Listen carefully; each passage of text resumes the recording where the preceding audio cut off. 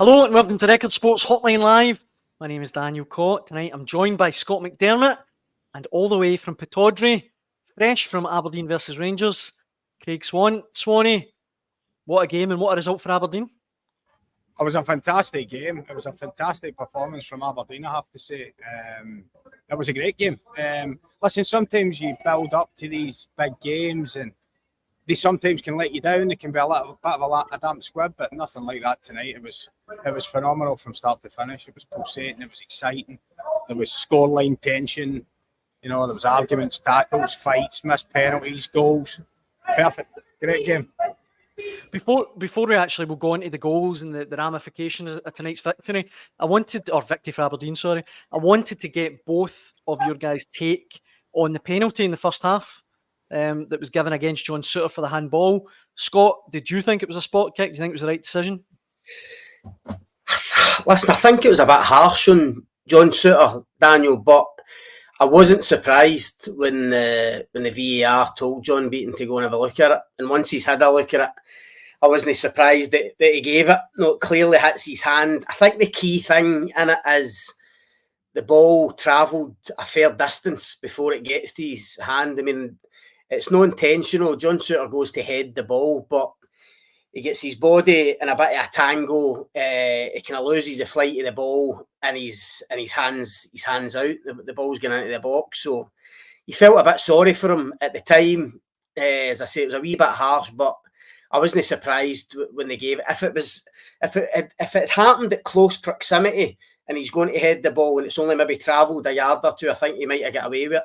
But I think the fact it's travelled a wee bit before it got to him, that made it an easier decision for the referee to give. Mm-hmm. You mentioned as well, Swanee, there that, we'd talked before the game about perhaps, Aberdeen might not live up to the expectations that they've built up since the start of the season. But you mentioned it there at the top of this one. They more than did. They were excellent tonight. They really fulfilled their pre-match favourites tag. And we also said before the game that it had been, the people that have watched Aberdeen this season, I've not seen them as often as other lads. But it was evident, we said it in the pre-match show, that if this game's level with 20 minutes to go, he'll make changes, Jimmy Tilleen, and he'll go for it. Now, Rangers equalised, and most times you'd be thinking, okay, Aberdeen could have had this one, the missed penalties turned the game, they've lost an equaliser, dig in and get a point, make sure you don't lose it. If you're not going to win it, don't lose it. That wasn't how Aberdeen thought at all. Basically, when it went to one each, Aberdeen just reinvigorated themselves and went again. Mm-hmm. And listen, we'll no doubt come on to Rangers, how poor they were, and just an inability to sustain.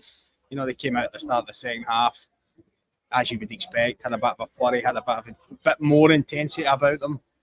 But it wasn't enough. That Nejan Bezrami's goal should have really lifted them and pushed them on, and they didn't carry it through. But before we go into Rangers, Swanee, just on Aberdeen, you mentioned Thielen.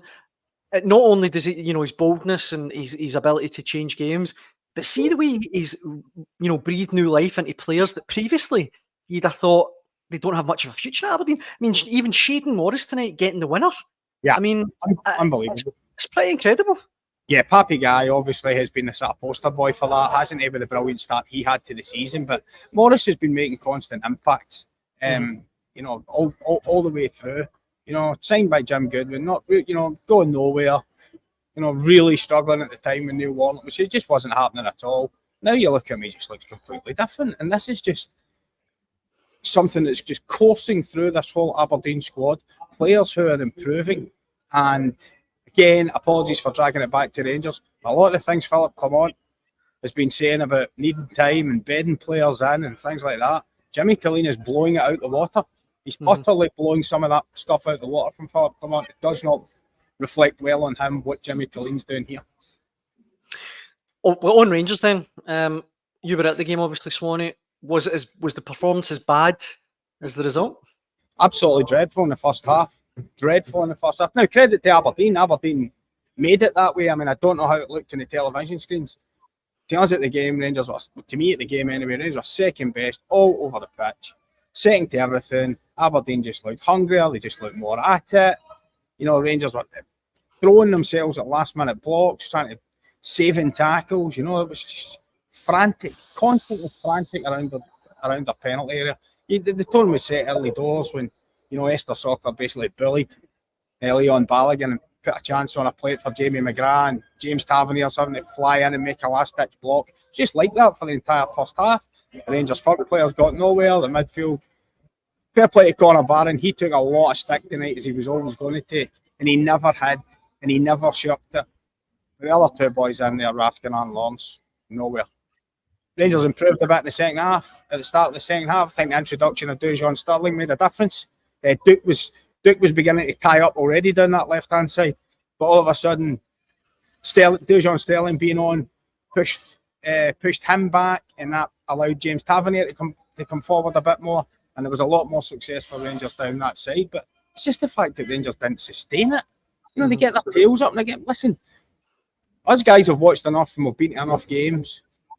When a team scores first against the Old Firm, and then the Old Firm get level, it's Alamo stuff as the Old Firm go charging for the winner. It's didn't happen. No, just didn't come. It's didn't happen. Even the Rangers goal, Scott, from Barami, it's a really good goal, but it almost typifies Philip Clement's time in charge, where it doesn't feel there's any real strategy. He's just hanging on to moments from players, one-off moments of brilliance from some of his players. And yeah, you're right. Daniel, it was Rangers' only shot on target, I think, in the second half.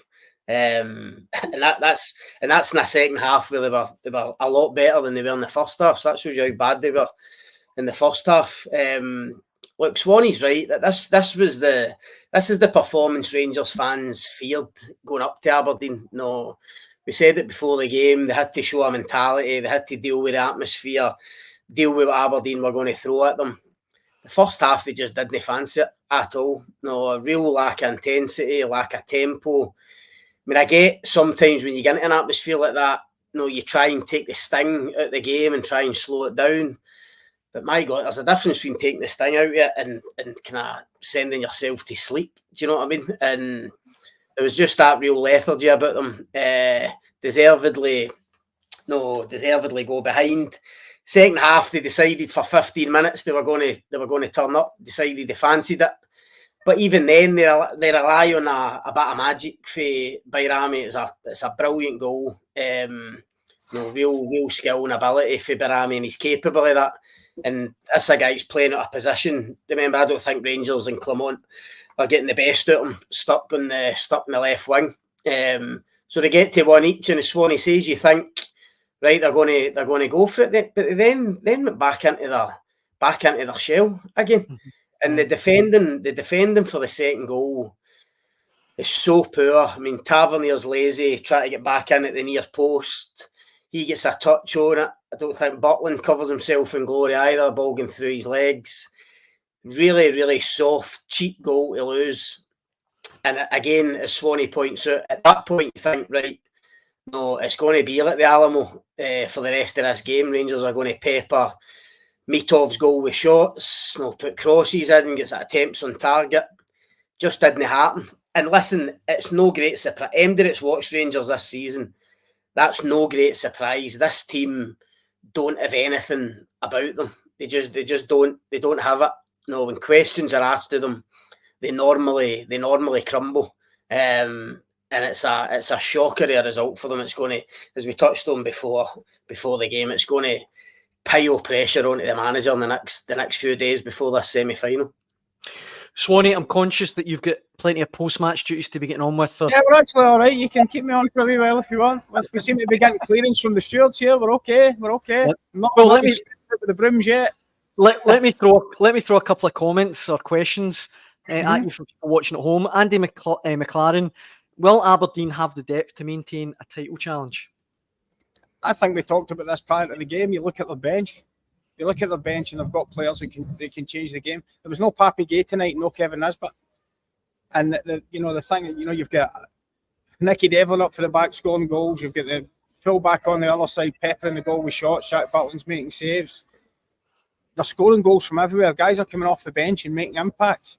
And as we touched upon, it's just dealing with the rest. Even if Celtic come here and win. And that's enough, the way Aberdeen are playing. Yeah. Even if they did, as long as Aberdeen keep taking care of the rest, they're still only, 3 points behind getting into the next time they play, by the time they go to Ibrox, whenever that is. Maybe 19, 20 games in, or whatever it is. But yeah, I think as long as they can deal with the rest, I think they do have the depth. I definitely do believe that they have the depth to stick with it, yeah. What about this one? David, you're watching live in X. Clement out now, Fergie and Kevin Thompson in until the end of the season. Write it off, start again next year. That's just one of a mountain of comments we've got on Philip Clement. I know the three of us talked about it before the game, but can he survive this? I think he'll survive. He'll survive for the moment. Daniel, he certainly survived to Sunday in the semi-final against Motherwell. I mean, God forbid if that goes against him. Although I was saying to you before we came on air, I mean, I had a look at the league table there just at full time. Rangers are only 3 points ahead of Motherwell in the Premiership, which just seems incredible. And listen, Motherwell, I was at the Rangers Motherwell game earlier in the season at Hampden when it was Rangers home, obviously, and I think it finished 2-1. I think Cherny was the difference that day, but Motherwell gave them a good game. And if we said there was vulnerability or fragility about this Rangers team before tonight, that will be doubled, trebled come Sunday at Hampden. I mean, listen, tonight felt like a must-win for Clement, but Sunday's certainly a must-win, because if you lose in the cup, you give up the first trophy of the season, allied to what you're doing in the league, then he would find himself in a really, really difficult position. But listen, I think he'll survive for now. He's going to come under major pressure. Fans are going to be furious, obviously. And we said before, it's going to be a really interesting to see how the board deal with this. But as I touched on earlier on, they will be desperate and doing everything they can not to sack him for obvious reasons. But there comes a breaking point where there's just, it becomes untenable. So that might come on Sunday. Look, Daniel, you worked this out. I was just thinking about this during the game. 10 league games into the season, and Rangers are 9 points behind Celtic Aberdeen at the moment. If that continues over a 38-game season, Rangers will finish 30 to 35 points behind Celtic Aberdeen. That gives you an idea of what this first quarter's been like. Now, you could caveat it by saying there were so many difficult, the away games, Celtic Park, Pittodrie. Hearts haven't been very good this year, but Tynecastle on the first day of the season looked like a tough one. Rugby Park on the pitch. You can give them some outs if you want, but that's just not good enough. That just is not good enough, I'm afraid. Rangers cannot continue like this.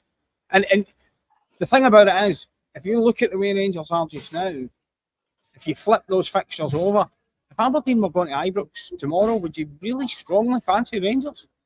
Celtic were going to Ibrox, would you fancy Rangers? No. Not really. All right, Kilmarnock Hearts, you probably would. But you know what I'm getting at, don't you? It can't continue in this vein. Something has to improve. Listen, we keep saying... Sorry, go on, Scott. No, I was just going to say, there's loads of problems there, but Swan touched on the away record. I mean, they've scored 2 goals away from home in 5 games so far this season. I mean, that's just unacceptable for Rangers or Celtic. And listen, a big part of that is, for me, they're playing a lot of games without a centre forward, and because Dessers again tonight just worse than a man down. That's him. Scott, sorry to break in, Scott. I thought Esther Sochter gave him an education how to lead the line tonight. He was absolutely brilliant. He won his flick-ons against Balogun. He bullied him in one-on-ones a couple of times in the first half. He ran channels. He tried to link. He showed a bit of fire and feistiness about it. I thought he was different class compared to Dessers. I think Dessers has gone 8 games now without a goal, which again for an old firm centre forward is pretty unthinkable. So that's a massive chance right at the start, and 0-0. A massive chance. I was just about to say. I mean, an absolute golden chance at the start of a game, but you need your centre forward to go and make a statement and go and bury it. Yeah. And prick the balloon in this place, because this place was absolutely flying in the doors, and they had the chance to puncture a hole in it. And I'm not saying Aberdeen would have fallen out, because they've already proved this season they've got a backbone. They proved it at Celtic Park that they can come back. So I'm not saying that would be, but it would have been that's Scott saying, what you need your big striker to do. That's what you need your main man to do. That's what you're there for. Over the course of a season, Daniel, Dessers will get a certain amount of goals because he's going to get loads of chances as Rangers number 9.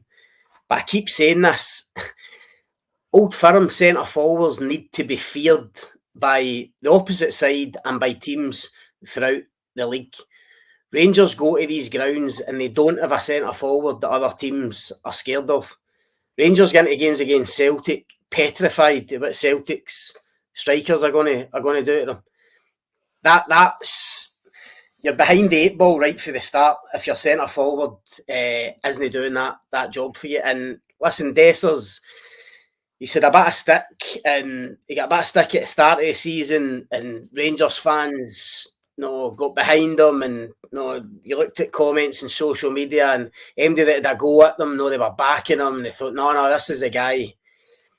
I've said it all along, I stick by my guns. Rangers won't win a title with Cyril Dessers as their number 9, I'm sorry, as their centre forward. And again, as I say, 8 games without a goal, big game tonight, you need them to turn up, and it didn't happen. I was amazed that he lasted 82 minutes or whatever it was before he came off.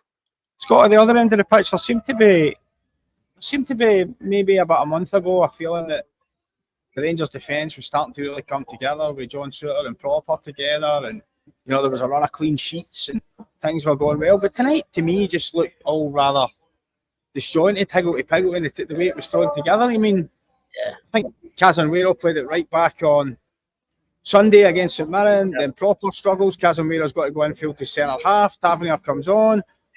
Jeffy plays, then Casemiro ends up playing at left back tonight. Jeffy's left out.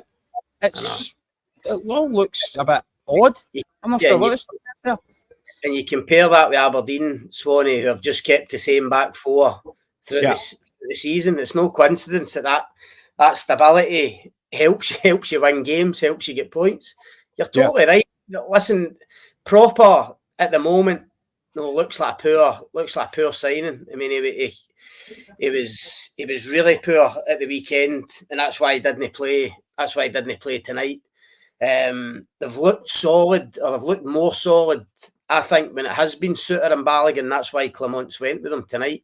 Mm-hmm. But you're right. I just think that the intensity that Aberdeen played at, especially in forward areas, just unsettled Rangers at the back. And as you say, the Casemiro kind of experiment, if you like, going with him at left back ahead of Jeffy just didn't work. I mean, I thought before the game he must have been doing it as a kind of tactical measure, maybe to deal with Keskinen in the right hand side, or whether he thought Casemiro was going to give them something different going forward. But I mean, he did okay, but nothing spectacular.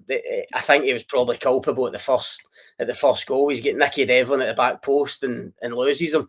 Gets caught ball watching, and that was a strange decision by Clement, because anybody that's watched Rangers this season will tell you Jeffy's been one of, if not their best players for left back.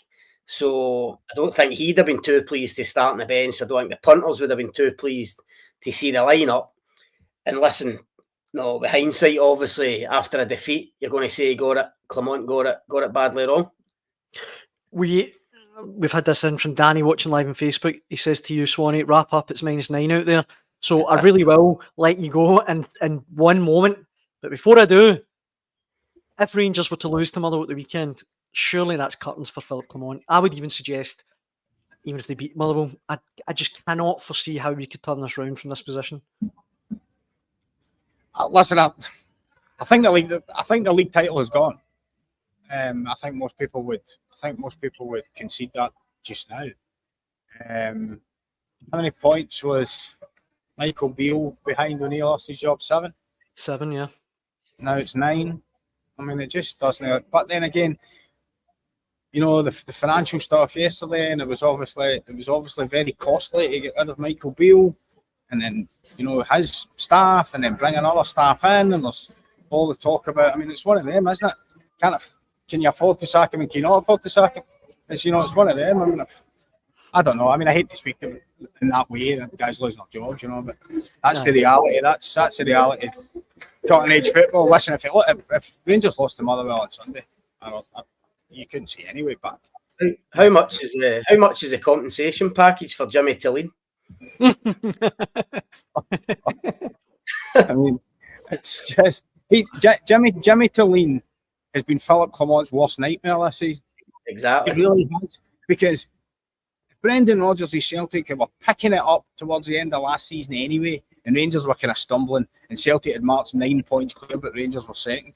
Don't get me wrong, Rangers fans would still be cracking up about what was going on. But it's the fact that Jimmy Tilleen's doing this at Aberdeen and doing all the things that Philip Clement should be doing. Mm-hmm. Yep. With signings and improving players and all of these things. He's doing all this up here on a fraction of the budget. Yeah, I was going to say on a lot less money. Killed Philip Clement. He's doing it with a lot less money to spend, and a group of players who, a lot of whom were write-offs last season. You mentioned Morris. There are a few others in there that have come back into that Aberdeen team from being so far out in the cold. Bazawin came on off the bench tonight and had an impact. I mean, what he's done with these guys especially is incredible. And I think it speaks to his man management. Daniel, we spoke months ago about the Duke situation, and we spoke about how well we thought he handled that situation in terms of punishing the player, letting him know who was boss, but at the same time somehow managing to integrate him back out the squad and get performances out of him. I mean, listen, you feel stupid saying it. It is still early. No, it is still 9-10 games, whatever it is. But it's been an absolute masterclass for Tilleen so far. You have to say it's been incredible. It's not just the showbiz signings, though, is it? It's got the attacking players like Keskin and guys like that. It's the kind of understated boys. Nielsen in the middle of the park, just solid. Malloy at the back, just calm. You used to watch Ribizic at the back, and he was borderline out of control. Sometimes his emotions in check. And you look at Malloy next to him, he's almost just calming him down. Okay, just calm down. Right, be aggressive, but don't be mad. And I think the exciting thing for Aberdeen fans is, I'm pretty sure Jimmy Tilleen didn't get everything he wanted in the market, if you know what I mean. There's probably got his eye on a few players for January, and then next summer they maybe couldn't get out of contracts at that time, or they couldn't leave the club at that time. His record in recruitment so far is anything to go by. No wonder Aberdeen fans are bouncing out this stadium, because they're only going to get stronger. And he should have a bit of money to spend still, Swanee. I mean, apart from Keskin, and you think of the money they took in for Majowski, though, you would like to think the board will. Listen, I'm not saying go mental with the budget, but you'd like to think they'd sense an opportunity here and go and back him in January. As you say, his recruitment's been spot on so far. If he could just add 1 or 2 in January, it's just going to maybe lift them again and give them that wee bit more depth and take them in our level. Who knows how long they could sustain this? I'll be honest with you, Scott, and I think a lot of people would have to be honest and say they kind of backhandedly kind of sniggered or scoffed a wee bit when we kept talking about the possibility of Aberdeen splitting the Old Firm. I think on the evidence of that tonight and the evidence of what might be happening, no one's laughing now. Yeah. Because can you see Rangers going 5, 6, 7 games winning in a row? So Rangers are going to keep dropping points at this rate. They're just going. They have a real fight to catch Aberdeen now. A real fight. Never mind Celtic. Look, on that note, guys, Swanee, I know you've got a long drive home and, as I say, post-match duties. Thank you so much for joining us for the second time tonight on the Hotline Live. We really appreciate it. Thank you to you as well, Scott. No worries. Cheers, mate. Thank you. Cheers, Daniel. And thanks for watching at home, and thanks for all of your comments. We'll be back to do it all again at 6 p.m. tomorrow. Cheers.